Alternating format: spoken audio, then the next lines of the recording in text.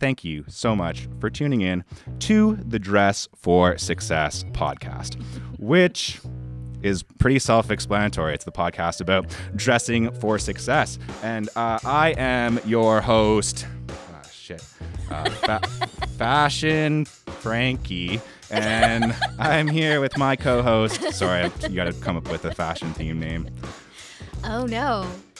Oh, wait, it doesn't have to be my name? No, it doesn't even have to be related to your name. Just has to be fashion themed and alliterative. Oh, wow, I thought I was good at improv. Oh, it's our guest, Improv Elisa, is here, who is an image strategist. And we're going to be talking all about the fashion trends for next year, since there's only 6 weeks left of this year, right? So right. We're talking trends for 2023. What do you think is going to be the biggest trend for the top entrepreneurs to dress for success? Oh, my goodness. Because I got a bet. So let's hear your bet. Yeah, let me tell you what I've been doing. So I've been buying up all of the bell bottoms. Oh that's not really. That's not out of the question. Yeah, I think people say that bell bottoms are going to. Well, here's the thing. How you know what's coming back in fashion is just what's been missing for a long time. It's true. So yeah, I've pretty much cornered the market on bell bottoms. I think we're going to be dominating in that space. And I also think I've got two more for you here. Frosted tips. Going to be making a big comeback next year, and Hawaiian shirts. I think it's going to be a whole Guy Fieri kind of situation. Can we take out the frosted tips? Can we get rid of frosted tips? As long as we can kick out frosted tips? Can we keep Hawaiian shirts? Yes. Okay. So absolutely. You guys heard it here, and we're keeping Hawaiian shirts. We're going to lose the frosted tips, right? We got that right? Okay. Yes. All right. We'll sign the contract. I'm excited. Put that down there, and that's probably enough improv, and I'm sorry to put you through that, but I think you handled it well. The rest of I would have written material had I known. But that's the whole point of improv. Yeah, you're right. You can't write your improv. I like to write a joke or two. Okay. Yeah, anyway, anyways, I'm happy to be here. It doesn't matter because this is not the Dress for Success podcast. No, it's not. It is, in fact, the Photo Friends podcast, and you're here. You're my friend, but you're not a photographer, but you do work with photographers. I do. Yeah, and you are? I'm Zayna Rose, image strategist and consultant.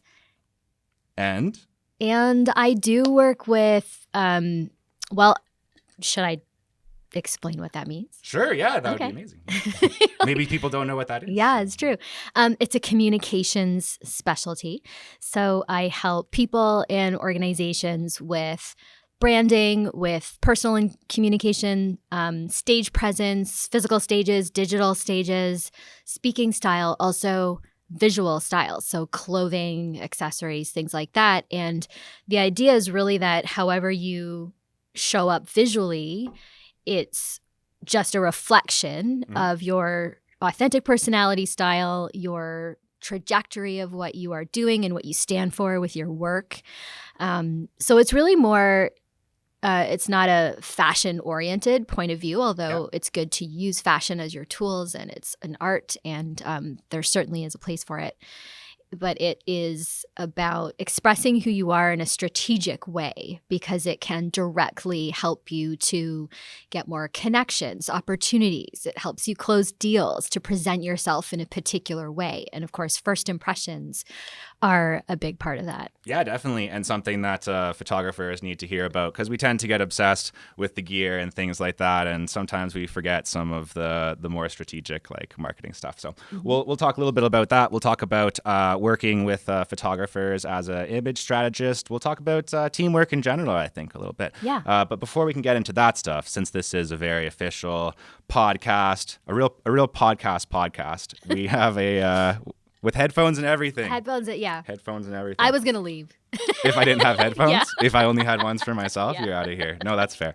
But our sponsor is CloudSpot, the easiest way for photographers to deliver and sell their photos online. And no more do you have to just send your clients that WeTransfer link. I'll keep saying that until WeTransfer sends us money. You can use CloudSpot. You'll get beautiful galleries, easy downloads. It's going to just feel great for your customers. It's going to make your life easier. You can save some time as a photographer photographer, and we can get 50% off of CloudSpot. And that's a pretty good freaking deal. 50% off anything in this economy. It's a good deal. Do I need CloudSpot? You might. I might. Oh. You might. We'll talk about it. Right. We'll talk about it after the podcast. But first, I don't even know if I introduced myself. You're Zayna Rose. Yes, I am. You didn't. I'm your photographer, Jared Poirier. If you guys listen to the podcast, you probably already know that. And today we're going to talk about collaboration and teamwork. So, what are some of the things when it comes to teamwork? Maybe some things that people overlook. Like if a photographer is out there, they're used to doing some smaller shoots, kind of running the show themselves, but then they want to work on some bigger projects. Maybe they want to work for some more, just more prestigious clients, however you want to put it. What are some things that they need to look out for when they're becoming like part of a bigger team? I have always really valued the upfront, before the project really takes off, the meeting to make sure that the creative vision is agreed upon with everyone involved, because, in a smaller project, and sometimes the biggest of people business-wise do small projects also. So it's not really necessarily reflecting someone's position in business, but on a smaller project, it might just be the client and the photographer who's having that conversation.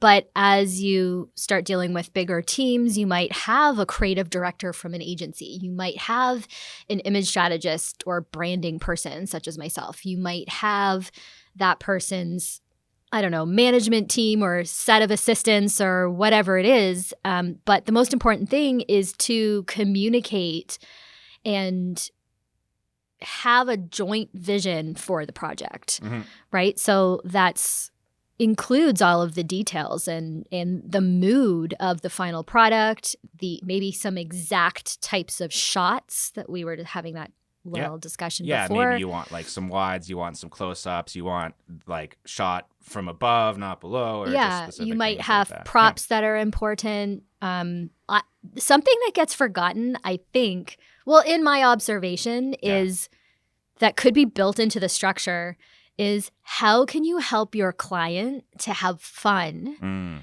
during the shoot? And that's actually a really serious thing, because when your client is having fun, you will get so many shots you would not have been able to take just because of their mood and their body language and their kind of like fluidity during the shoot, and them being more open to your suggestions and going with the flow and finding flow between you. And, not for the most part, there are places for those types of shots to be used these days, whether it's purely on social or within the marketing campaign itself.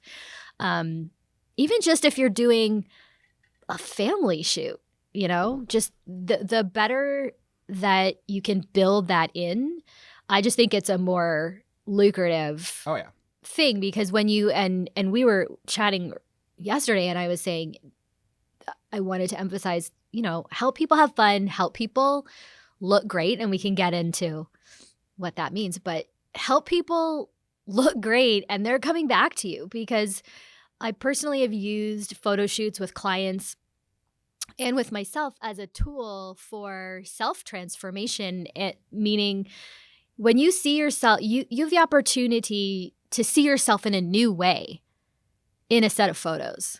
Very true. Yeah. And that happens when it's effective and valuable when what you see is true to you, right?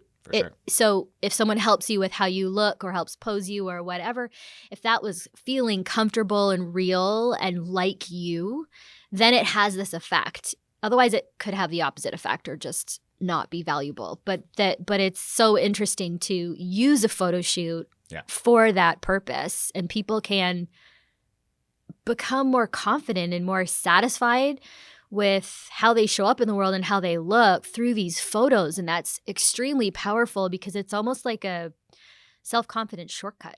Yeah, and it does take that collaboration and just kind of shutting up and listening sometimes too, like from the photographer's perspective.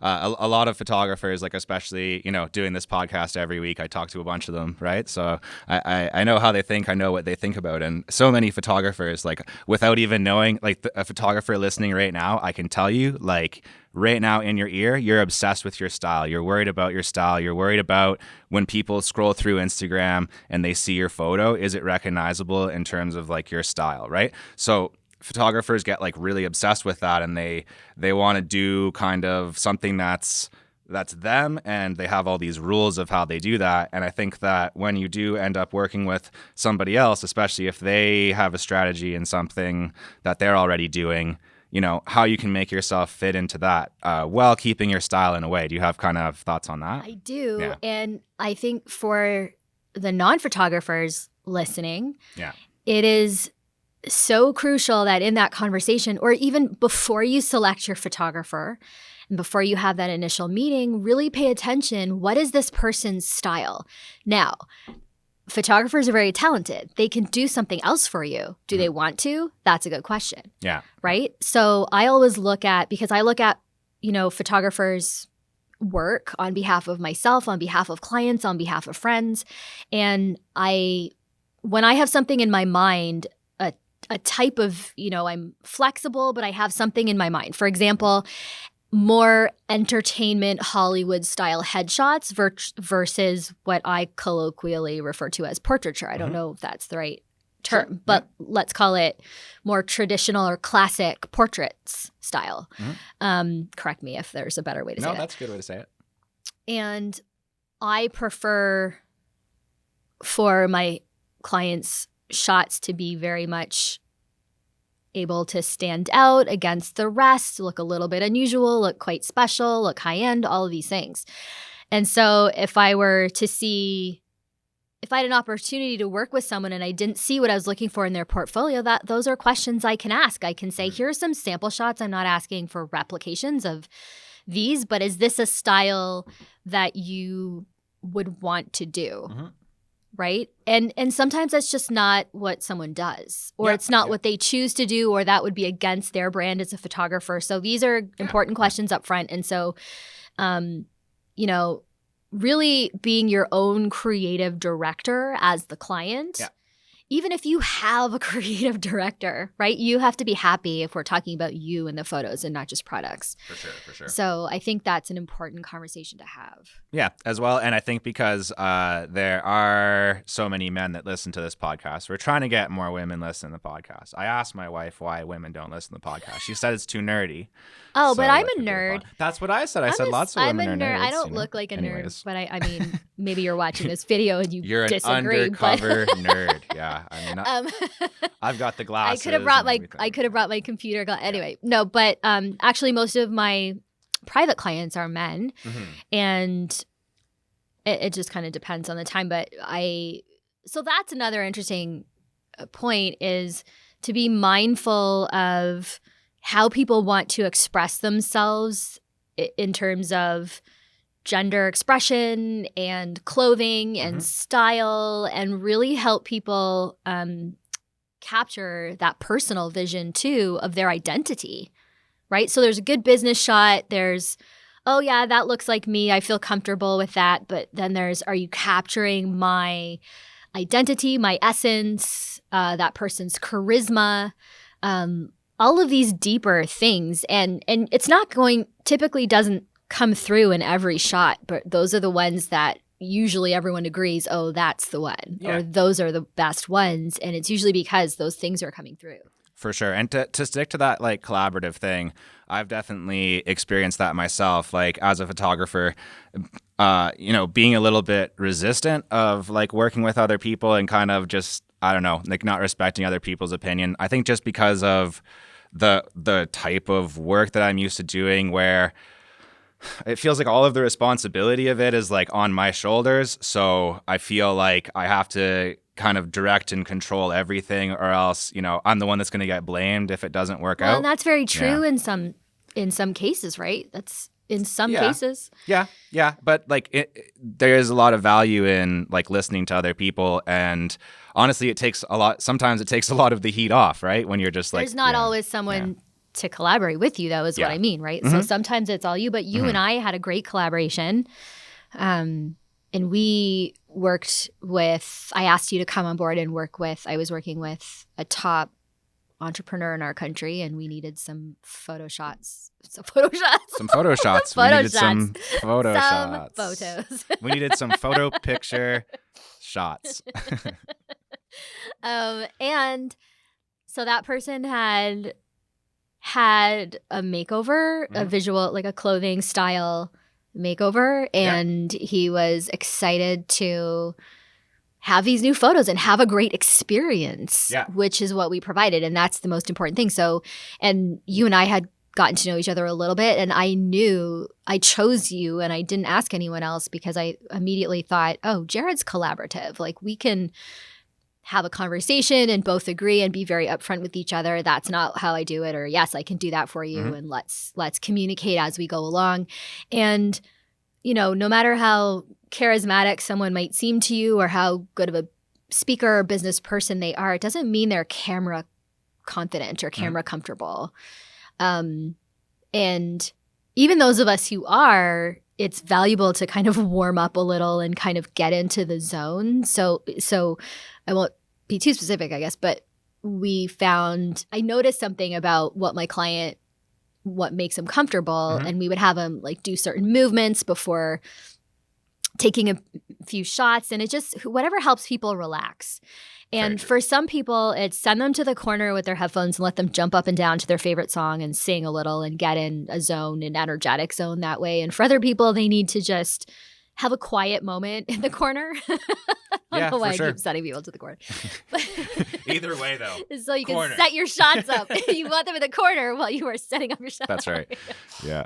You don't want them bothering. Yeah, no, but seriously, whatever helps people relax. And I'm personally just really good with people, and you are too. And so using your perception and intuition in that moment about what that person needs can really help. Yeah, for sure. I think that's why we both do this, is just an excuse to meet a lot of different, like, interesting people. And there are little things too that, you know, you might want to say something or offer some comfort or advice or help and not know how to say it. But the easiest entree to that is to just say, I've noticed something. May I share what I've noticed? I think it might help. Yeah, for sure. Right? And being able to do all that, like, on set, and to, you know, like, not have the vibe be ruined by doing that, right? Like that open communication thing. Because like you're saying, the most important thing is the client, you know, whatever, the model in this situation, right?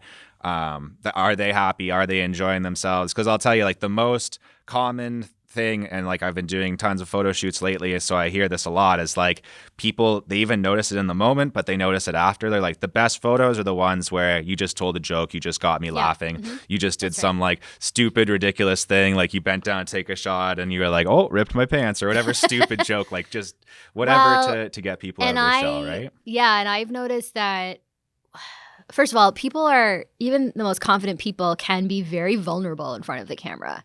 Yeah. And even for me, I just picture when someone comes really close to your face with the fancy camera, you're just like, oh no. There's a little bit of, because a lot of us have little things about our something. Everybody does. Yeah. It might just be, you know, oh, I don't know if my skin looks great today, or my makeup is you know, it's if you can assure that person, listen, let's just try things. Yeah.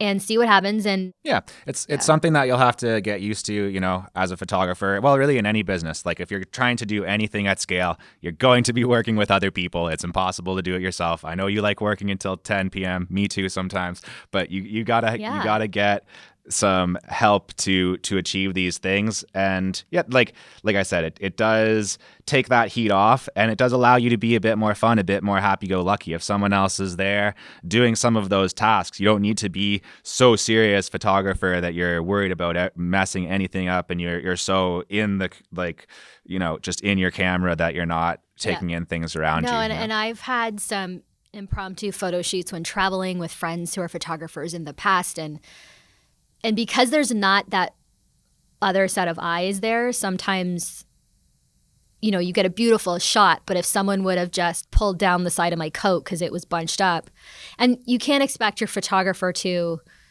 always be, often they will look out for that, but, in Photoshop's helpful, but sometimes it's just helpful to have another pair of eyes as well. Yeah. So before we switch gears, I just want to ask, like, when you're looking for a photographer to work with, like, what are some of the biggest things that you look for? Maybe like even a top 3 or something to give it some structure. Ooh, that's interesting. Okay. So first, personality, style and working style. And are they collaborative? That's my number one. And then second, I suppose, is looking at the portfolio and the types of shots that they do and the type of work they do to educate myself on their body of work so that I can ask those kinds of intelligent questions in the conversation. Yeah. And then sorry, when you're looking for that, I just want to get like the specifics on this. So like when you're looking at their portfolio, is that on their website typically or Instagram or whatever I can find? Whatever is easiest to find. So I'll Google, I'll look at Instagram, I'll ask if there are any particular shots that they want me to look at. Yeah, if I'm already in touch with them. Yeah. For example, I have a friend with whom I grew up who's a brilliant photographer, and he will probably shoot me at some point next year, and he really likes to take. He's gonna shoot photo pictures. Pictures. Can't wait. He uses very little light. Cool. They're dark shots and they're beautiful and they're artistic, and I like to be well lit. And so that was my. And I said to him, "Listen, if we do this, I don't want it to be out of what you would like to do. I respect your style. I like to be well lit. I don't love pictures of me that are. I go, if you want to do those too for your portfolio, great.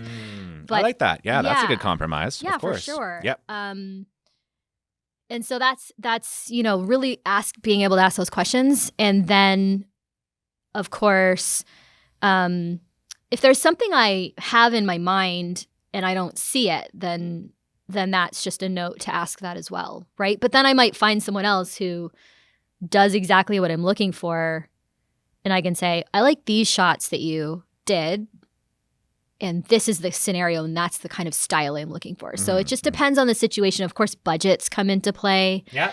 I personally just, as we've been saying, I like working with people who have a sense of fun and who are pretty relaxed. Yeah. I have had also just if you have a conversation and your gut feeling is that's not a match, then that's not.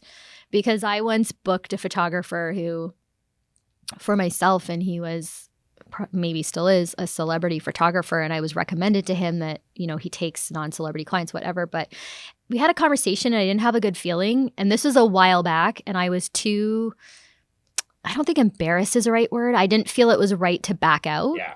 But I should have. Yeah. Sometimes I do that just to confirm my intuition. I'll be like, I know this is bad, and I do it anyways, and then I'm like walking away from it being like, yeah, that was bad. Yeah, that was a big waste of time and money, and those shots aren't good. Like, so. I mean, I still got paid. It just the experience wasn't good. Yeah. Sure. The third thing is I like to know what the photographer's policies are for post photo shoot. For example, okay, so there's how many shots do you get? What's part of the package? What's part of the deal? Yep. But an experience I had last year that I had never thought of is that I spent many, many hours looking at photo proofs because the photographer put their watermark in the middle and the watermark was not transparent. It was a darker color. That meant that the watermark was right on my face in most of the photos. Yeah. And when you are trying to look at photo proofs, you need to look at the details of the communication that's coming through, whether it's of you or someone else. So how are my eyes in this photo? Yeah. How is my smile in this photo? Could I see those things? No. And that person was unwilling to allow me to see the photos without the dark colored watermark over my face. And so that's a very specific example of it was so important because it cost me, the client, many, many hours, and I was guessing and I was only allowed to have a certain number of photos. So Yeah, you definitely need to work all that stuff out. Like for me, that is something I yeah. will now ask. Oh, for sure. Where's your watermark going to be? Yeah. Or Well, do you just trust me to look at these photos and not steal them? Like, I don't know. You know, what is the policy? Those were going to be my 2 points. Yeah. The first one, obviously, like if you've built trust with someone, like if I have like a serious photography client that's like already paid, just let me see the photos. They've already paid the deposit and stuff. Yeah. I'm not going to be so concerned. I'll probably upload like a lower resolution JPEG just because. Well, that's the thing. That's exactly right. They were lower resolution. So who cares then? Yeah. Anyways, but the second thing I was going to say. Yeah. With CloudSpot, you can put. Can you? You can put the watermark, but you can control. Oh, amazing. You can control like the opacity. You can kind of have it in the middle or else all over the photo. Like, yeah, simple things like that. Where, yeah, like you're getting, again, too far into the photographer perspective where you start to lose focus, right? Listen, I understood the point behind it, yeah. But there's a balance, and man, was that frustrating. Yeah, definitely. And I was, after all of the work that was put in with the space and styling and brand thought put it, you know, and then not being able to see. And I still don't know if the other ones were better. Like, that's the shame of it all. I literally have no idea. It is pretty sad, but we promised people a gear shift, so I think we'll get into that one. This is interesting too. My complaining hour is over. No, you can keep complaining. We can keep complaining hour. No, I'm finished. We're only a half an hour in, so we have like a whole half hour left. You can just complain for the rest if you want. These lights are too bright. They're actually not that bright. Anyways, no, I was wondering, like, okay, so I'm a photographer, right? I still have other photographers take pictures for me when I need pictures of myself, right? So, you know, this might be like an obvious question, but number one, like, why do you need like good professional photos of yourself for your business? Obvious question. Number two, why do you need up-to-date photos of yourself for your business? What do you think happens if someone does not look up to date in some way? Well, we process these first impressions so quickly, and it's not fair necessarily, but the way that the brain works, like, we process things on the conscious and subconscious level both quickly. If someone has an image, and when I'm using the word image now to describe not only the photo, but the person's communication in the photo, just the overall message that's coming through, if that is not up to date, then there could be an assumption that what that person's about is not with the times. And again, not a fair thing, just what happens. But a true thing, What happens. Yeah. And so we want for ourselves and the people we know to have a current image. You don't have to be fashion forward and avant-garde in your photos in terms of how you dress or how the photos are taken. Those might be appropriate, though. The more artistic you can. The more artistic point of view might be very appropriate.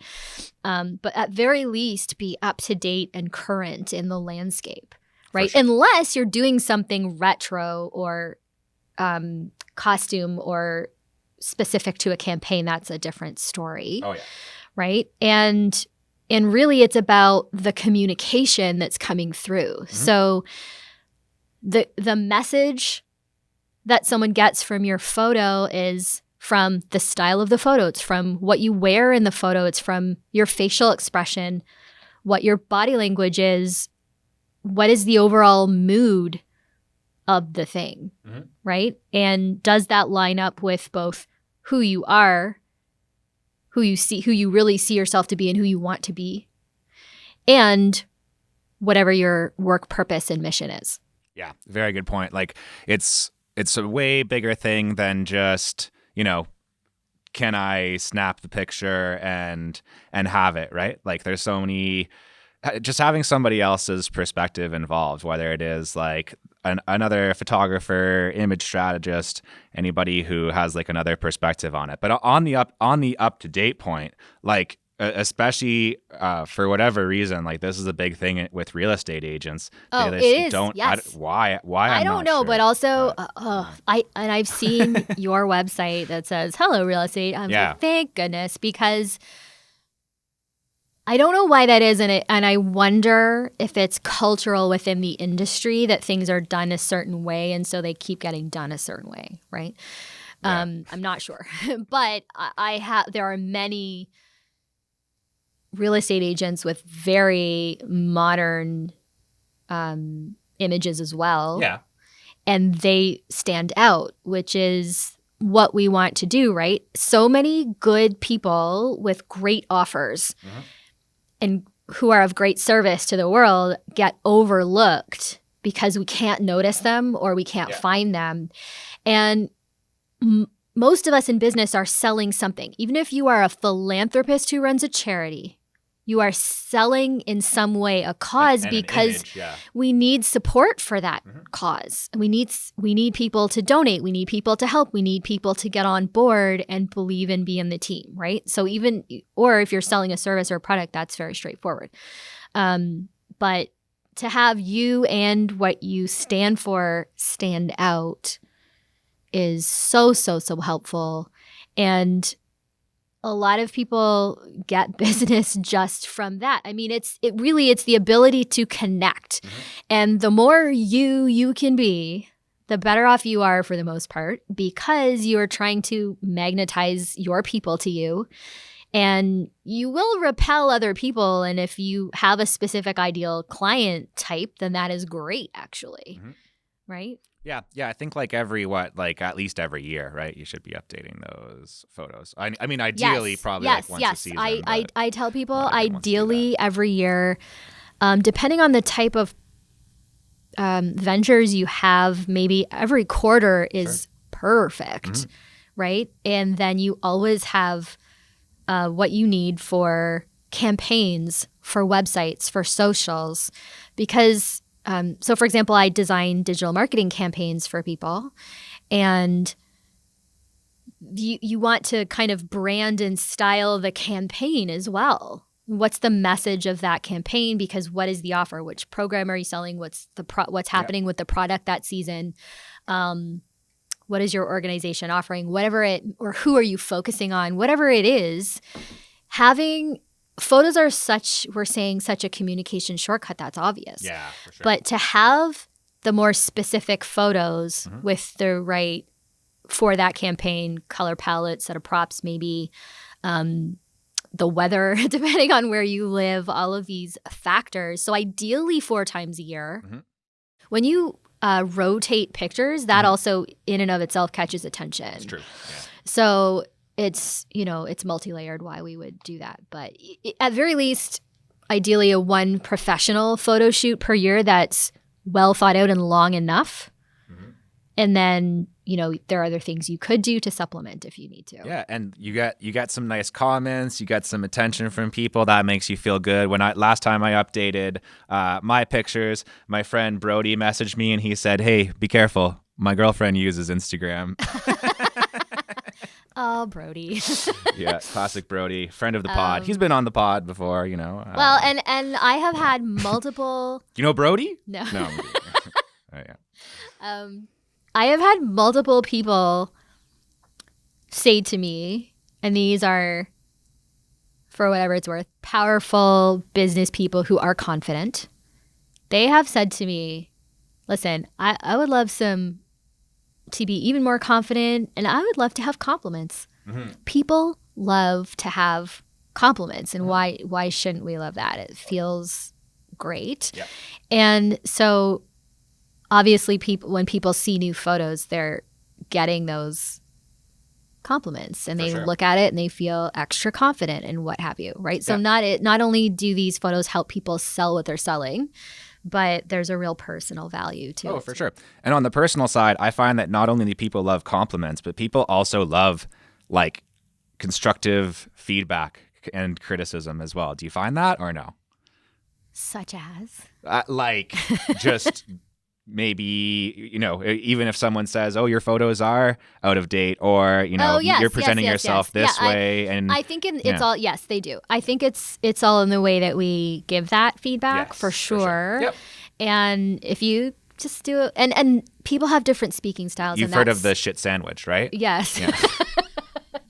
Well, I don't even go by a feedback structure, although that there's value to that. I was more referencing the way you use your voice and your tone, and maybe, as we had said before, asking permission to give that. Oh, I noticed something. Should I? And I think it might be helpful. Yeah. Can I share it? Yeah. Right, and with that tone of voice, rather than, oh, that's. Next time you do, because sometimes you get unsolicited, kind of harsh sounding feedback from someone that you don't really find credible for that feedback. And that's another. Especially in the heat of the moment, that can happen where someone just like barks something at you. And kind of trying to help you, but they don't know. And it's so complicated. It depends on how you like to receive feedback. At the risk of making this a super long podcast, I do have a couple more things. It's not that long a podcast. It's just standard.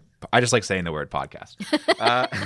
Let's talk about a little bit of specific stuff. Like, I think this is really interesting. I have my own perspective on this. Lots of photographers have their perspective.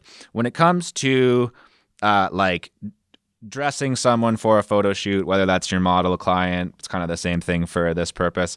What's your opinion of like colors? What's your opinion of like neutral colors, black and white? Like, what do you prefer, or does it like totally depend on the situation? Okay, it totally depends. Yeah. And so photographers tend to understand, brand colors and how colors work with light and all these things. There's another really important consideration, and that's the person's complexion. And so when I help people to get dressed for things and we're talking about color, there's, okay, what's going to help you look at your most healthy, youthful, maybe let you have that natural glow to your skin? How does it affect you energetically? How do we make sure that you are the focus of the picture, not your outfit? And so that's a visual credibility issue. And then there's also, what's the psychological type message behind this outfit? What message are we trying to create? Yeah. So there are all of these factors. And one thing that would be great to note is that when your client wears a color that supports their complexion and personality, it actually makes your job easier because they will look even better in whatever setup you have for them, right? And so that's clothing color, but as an image strategist, I'm also really particular about the backdrop colors. I was about to say. And the colors of the set, because location color, and location. So that's always taken into account. And it's, a talented photographer knows how to adjust the shot and use the light in certain ways to flatter the client and make them look amazing. And at the same time, it's detailed in nuance. So yeah, for sure. And the thing that really like got me thinking about that, I actually saw an Instagram account where the girl's whole thing, like as a photographer, was just like neutral colors, and everything that she shot was like beige. Yeah, so interesting. That's interesting. And what I thought was, that's a look. She will get work like that. She will get. Oh yes, the like beige people should find her. The beige people will find her. I'm the anti-beige for myself. Yeah. That's not my thing, but so in terms of neutrals, sure, there are warm neutrals and cool neutrals, and which one is better for the person, right? Like if you find one of those pictures that I find adorable and humorous where the big family all wears the same outfit. So you'll see that some of those people probably look great and some could look better. Maybe just complexion wise, where you can focus on their face. And I'm in no way saying that's more important than looking happy and feeling good in a photo. But when you're talking about it from a business communication standpoint, it is relevant. Yeah. Like, have your style, but and like I said, she will get work doing that. But I don't know. For me, I'm like quite a bit more flexible than that. Like I like bright colors, to be honest. I like a lot of like bright red, bright blue, those types of colors, and I like you, I like bright photos, right? Well, so let's talk about the brightness for a minute. So some people have a more muted complexion, and you have to take the edge off for those people, and you'll see it through your camera lens is the easiest place to see it, because when I help people to figure out their colors virtually, I tell them put things on different colors under your face, whether it's a top or a towel or a placemat, whatever, and take selfies because the camera helps you see it. Yeah. And you can see it with your eyes, but we're not taught to think like that, really. And you right? look like, where does your eye go first, the person's face or the color? Yeah, that's interesting. And if it's a brand shoot of a product and the signature color, or if it's something like, okay, this bright green is if the color is the most important thing, that's fine because that's part of that campaign. But if the person is the most important thing, then make some adjustments. And maybe it's like those brighter colors that are just a little muted, right?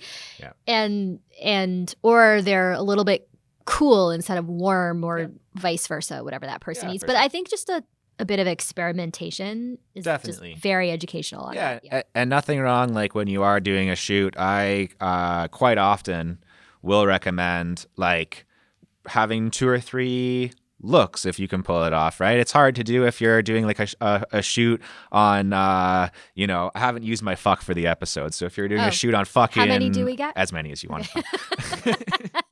But if you're doing a shoot on fucking King Street West, maybe it's hard to change, but we'll still pull it off. Like you can hop in a that's a great point, is if you can also help people to create a module, like a wardrobe module for the shoot, then, I mean, I've done shoots in the street before where you have to change the client, put them in the back of a car and let them quickly change the top, or like whatever you do. Coffee but shop, bathroom, however it works. Sure, right? and you have layers if you can, so you can have very few needs to change moments, but you can have so many outfit options. Definitely. Right? And sometimes you walk down the street and you decide to shoot in a particular spot that, there it's not crowded, good light, whatever.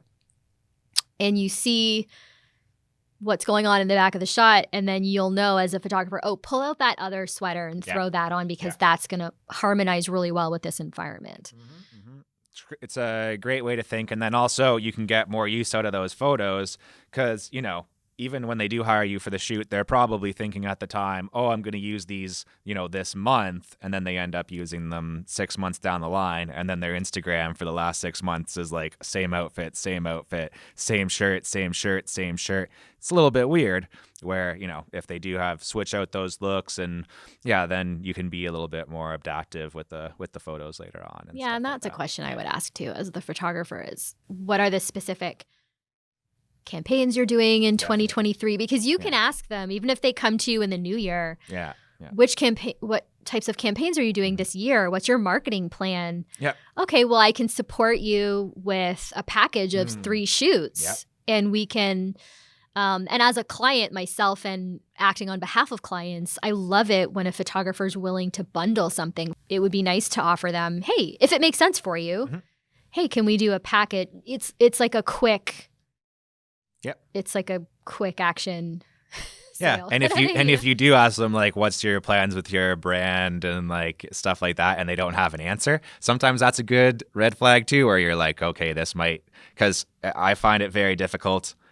I think I've even had to like literally say this to people before, like, I can't deliver you the thing you want if you don't know what you want. Yes. You don't want You want to have a measure to create a satisfied client. Somewhere in there, right? And we've talked a lot about, I think one of the biggest themes that's come out of this conversation is like that balance between, yes, you plan things, yes, you're, thinking ahead and being strategic, but, being able to freestyle a little bit and things like that too. And really compromise and listen to other people. Like that's something that I have to definitely work on as someone who has a podcast.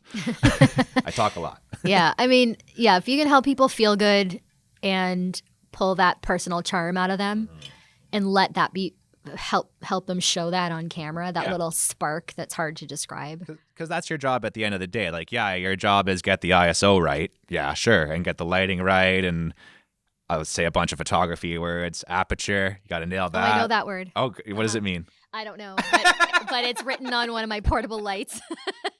What are we telling them about? Are we going to tell them about the the little special program? Of course we are. That's what we do at the end of the podcast. Oh, that's okay. That's the whole point of you plug stuff at the end. Yeah.